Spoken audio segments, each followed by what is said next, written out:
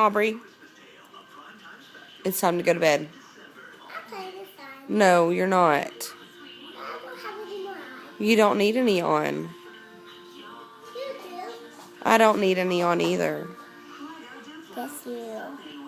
No, I don't. Yes. No, it's time to go to bed.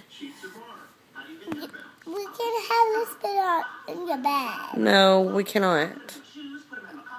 Go put that up now. Why? Because I said so.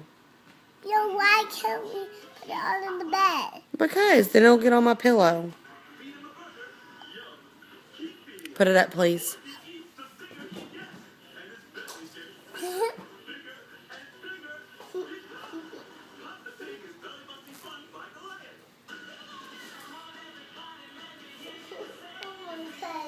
No. What did I tell you?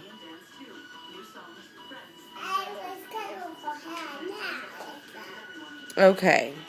Thank you.